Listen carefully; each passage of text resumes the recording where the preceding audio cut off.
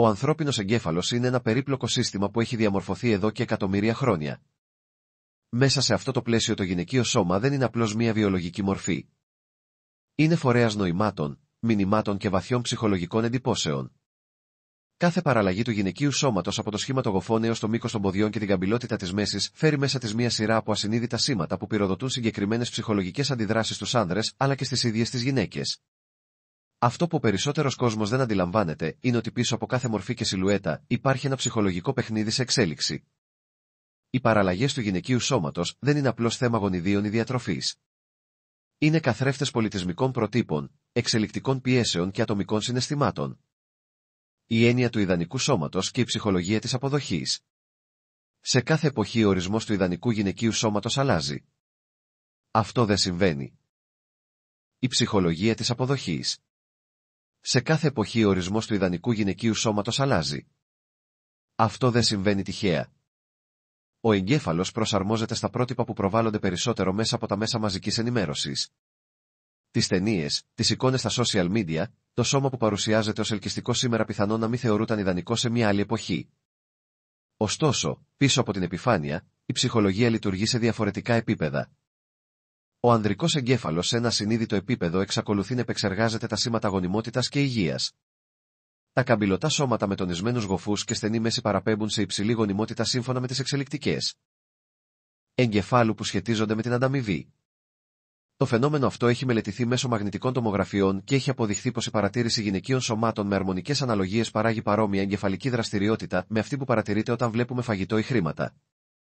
Αυτό δεν σημαίνει ότι όλοι προτιμούν τις ίδιες αναλογίες. Αντιθέτως, υπάρχουν υποκειμενικές προτιμήσεις, αλλά ο εγκέφαλος λειτουργεί συχνά με βάση προγράμματα που κληρονόμησε από το παρελθόν.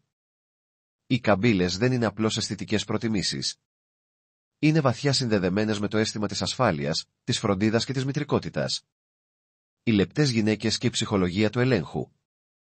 Από την άλλη πλευρά, οι γυναίκες με πολύ λεπτή σιλουέτα προκαλούν μια εντελώς διαφορετική ψυχολογική αίσθηση. Συχνά συνδέονται με την αίσθηση της πειθαρχίας, του αυτοελέγχου και της κομψότητας. Ο τρόπος που μια λεπτή γυναίκα κινείται, στέκεται ή ντύνεται μπορεί να ενεργοποιήσει στο μυαλό των άλλων την ιδέα ότι έχει υψηλή αυτογνωσία και εσωτερική δύναμη. Δεν είναι λίγοι οι άνδρες που έλκονται από γυναίκες με λεπτό κορμί, όχι λόγω φυσικών χαρακτηριστικών, αλλά επειδή η εικόνα τους αποπνέει ένα είδος μη προσβασιμότητας που αυξάνει την πρόκληση και την επιθυμία. Η ψυχολογία του έρωτα και της έλξης λειτουργεί συχνά πάνω σε μηχανισμούς πρόκλησης και ανταμοιβής.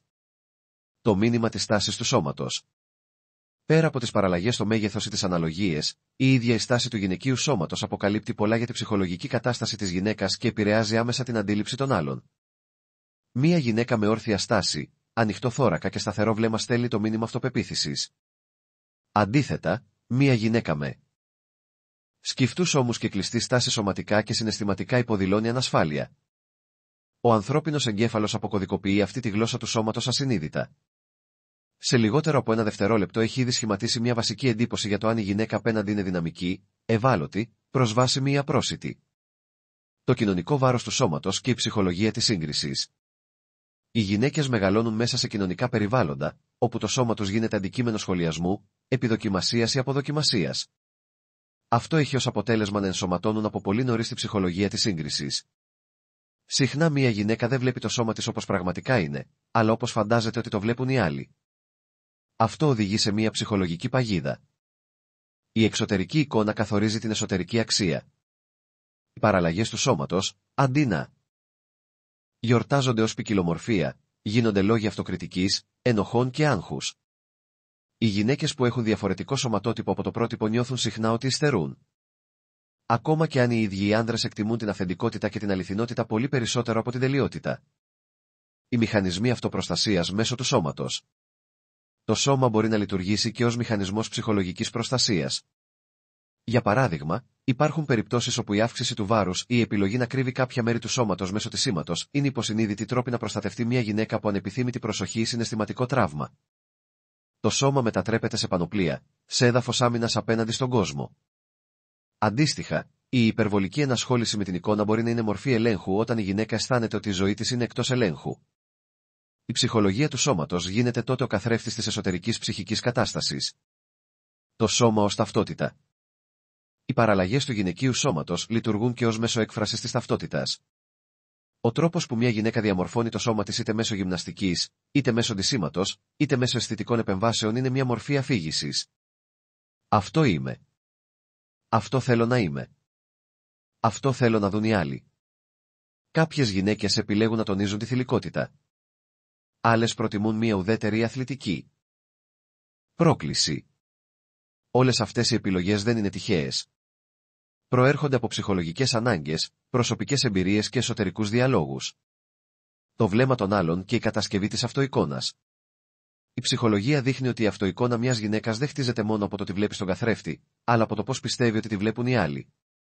Το βλέμμα του άνδρα, του γονιού, του φίλου ή του κοινωνικού περιβάλλοντος ενσωματώνεται στο πώς μια γυναίκα αντιλαμβάνεται το σώμα της. Ένα σώμα που κάποτε ήταν πηγή ντροπής. Μπορεί αργότερα να γίνει πηγή δύναμης αν αλλάξει η ερμηνεία του. Το ίδιο σώμα που κάποτε ήταν κρυμμένο μπορεί να βρει αποδοχή και αυτοπεποίθηση όταν η ψυχολογία ξεκλειδώσει τα σωστά νοήματα. Οι παραλλαγές και η ψυχολογία της επιθυμίας. Η ποικιλία των γυναικείων σωμάτων εξυπηρετεί και μια βασική ψυχολογική ανάγκη, την επιθυμία. Ο ανθρώπινος εγκέφαλος αναζητά το νέο, το διαφορετικό, το μη συνηθισμένο. Έτσι πολλές φορές, ακόμα και αν υπάρχουν κοινά πρότυπα έλξης, η επιθυμία ενισχύεται μέσα από τη διαφορετικότητα. Το μοναδικό, το ιδιαίτερο σώμα, το σώμα με μελατώματα ή ιδιαιτερότητες γίνεται πιο επιθυμητό γιατί προσφέρει μια εμπειρία αυθεντική. Σε πολλές περιπτώσεις αυτό που θεωρεί κάποιος μειονέκτημα γίνεται ακριβώς το στοιχείο που προκαλεί τον πόθο. Αυτό είναι μια βαθιά ψυχολογική αλήθεια που αγνοείται από τη μαζική κουλτούρα. Οι αλλαγές του σώματος με το χρόνο και η ψυχολογία της ωριμότητας. Καθώς το σώμα της γυναίκας αλλάζει με το χρόνο, η ψυχολογία της αλλάζει μαζί του.